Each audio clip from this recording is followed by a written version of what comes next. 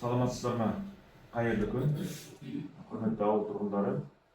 Бүгін 18 желтоқсан 2025 жылы нәтиже компаниясының ұйымдастыруымен Жаңажол ауылы халық тұрғындарына қоғамдық тыңдау өткізіліп жатыр.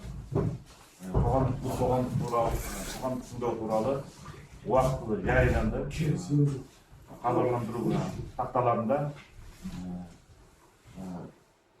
талапқа сай уақытымен хабарланып, халықтардың бәрі құрақтар. Енді бүгін осы жиналысымызды, қоғамдық тыңдауымызды өткізуге толық негіз бар деп есептейміз. Осы қоғамдық тыңдауды ашылсын дегендер стол көтерейік. Онда жиналысымызды ары қарай жалғастырамыз. Енді өздерің бұрыннан білесіздер, қоғамдық тыңдауды өткізу үшін осы алдымен оның төрағасын тағайындауымыз керек, сайлауымыз керек, сонымен қатар қатысушыны сайлауымыз керек. Осы төрағасына Жаңажол ауылдық округі әкімін, яғни өзімді Қоңқайып Қуанышбек Базарбаевичті ұсынамын. Қарсы болмаса, онда бірауыздан сайланды. Сонымен қатар осы қоғамдық тыңдаудың жиналысымыздың қатысушы ретінде Исаева Индира осыны ұсынамыз. Исаева Индира. Онда қарсы жоқ болса, ары қарай жиналысымызды жалғастырайық. Бұл бірінші Теріскен бір барлау блогындағы АКВ-2 су ұңғымасын салуға арналған жекелеген техникалық жобасына қоршаған ортаны қорғау бөлімі. Бұл бойынша баяндама оқитын Синтиси Активмұнайгаз АК Қызы қоршаған ортаның қорғау жөніндегі бірінші санат инженері Бектенгалиева Гүлшат Асқаровна. Жалпы баяндама оқуға 5-10 минут деп отырып. Осы регламентте белгілі осыған келісемдеушілер қол көтерейік. Қарсы бұнда жиналысымыздың барысына өтейік. Осы Теріскен бір барлау блогындағы АКВ-2 су алу ұңғымасын салуға арналған жекелеген техникалық жобасын қоршаған ортаны қорғау жөніндегі баяндамашы Гүлшат Асқаровнаға берді. Қайырлы күн, құрметті қоғамдық тыңдаудың қатысушылары, назарларыңызға қоғамдық тыңдаудың тақырыбы Теріскен бір барлау блогында АКВ-2 су алу ұңғымасын салуға арналған жекеленген техникалық жобасына қоршаған ортаны қорғау бөлімі. Қоршаған ортаны қорғау бөлімі төмендегі нормативтік құжаттарға сәйкес құрастырылған. Ол Қазақстан Республикасының экология кодексі, су кодексі және жер кодексі және тағы басқа да нормативтік құжаттар. 2026 жылы Теріскен бір барлау блогында АКВ-2 су алу ұңғымасын бұрғылау жоспарлануда. Бұрғылау мақсаты барлау және пайдалану, терең мұнай ұңғымаларын бұрғылау барысында ұңғымаларды техникалық сумен қамтамасыз ету. Қоршаған ортаға әсерді бағалау жобасы мұнай және газ ұңғымаларының құрылысына арналған жұмыс жобасының макеті бойынша және жобалау жөніндегі нұсқалыққа сәйкес жасалады. Жұмыс ауданы жайында мәліметті айтатын болсақ, Теріскен бір барлау блогы әкімшілік жағынан Қазақстан Республикасы Ақтөбе облысы Байғанин ауданында орналасқан. АКВ-2 ұңғымасы Оймауыт ауылынан 72 км солтүстік шығыс бағытында, ал Жаңажол вақтылық қалашығынан 139,7 км оңтүстік батыс бағытында орналасқан. Қалған бағыттар бойынша 5 км қашықтықта елді мекендер жоқ.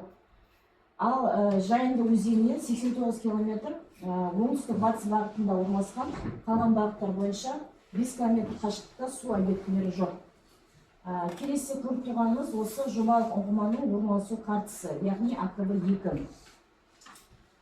Ұңғыманың құрылысы барысында зиян заттардың шығарындылар көзі болып төмендегілер табылады. Ол бұрғылау қондырғысы, діз, цементтеуіш агрегат, дизельдік отын сақтауға арналған сыйымдылық, бу қазандығы және алаңды тегістеу кезіндегі жұмыстар. Келесі кестеде көріп тұрғанымыз бұл су ұңғымасының құрылысы барысында шығатын зиянды заттардың тізімі. Бұл кестеде көрсетіліп тұр. Барлығы бұл жерде 5,5 тонна шығарылады.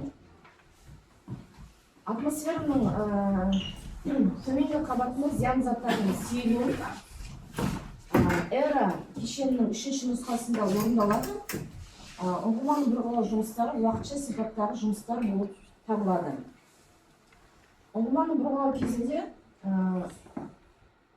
төмендегідей қалдықтар түзіледі. Ол бұрғылау шламы, қолданыстан шыққан бұрғылау ерітіндісі, бұрғылау ағынды суы, майланған шүберек, пайдаланылған майлар, ластанған топырақ, қатты тұрмыстық қалдықтар, химиреактивтерден босаған ыдыстар, яғни қаптар, пластмасса бөшкелер.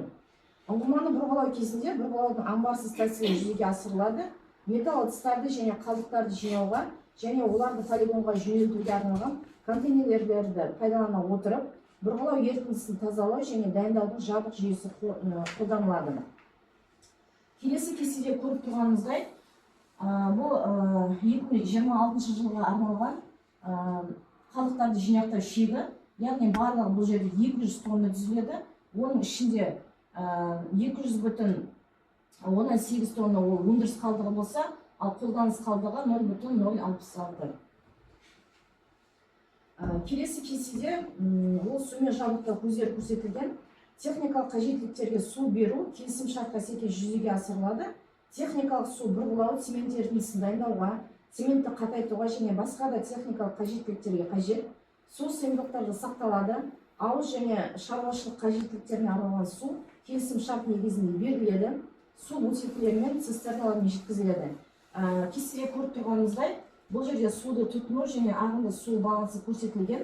Бірінші қажеттілік техникалық су 59,66 метр куб, тұрмыстық және ауыз суы 62,40 метр куб, тұрмыстық ағынды сулар 43,68 және жалпы су тұтыну мөлшері 103,34. Бұрғылау жұмыстары аяқталғаннан кейін рекультивация жүргізіледі. Рекультивацияның техникалық кезеңін мердігер бұрғылау ұйымы жүргізеді. Топырақтың қатты тығыздалған бетін қопсытады, қалпына келтірілетін учаскенің бетіне құнарлы топырақ қабатын салады. Қорытынды жобаны жүзеге асыру кезінде жалпы барлық әсерді талдау барысында қоршаған ортаға айтарлықтай теріс әсері жоқ деген қорытындыға келеді. Жалпы алғанда жобалау жұмыстары кезінде атмосфералық ауаның күйіне әсері жергілікті төмен және уақытша деп бағаланады. Назар қойғандарыңызға рахмет. Кескен бір барлау блогында АК2 ұңғымасына салу арналған жекелеген техникалық жобасында оқылған баяндаманы қанағаттандырылып бағалап, келесі екінші тақырыбымызға көшейік. Келесі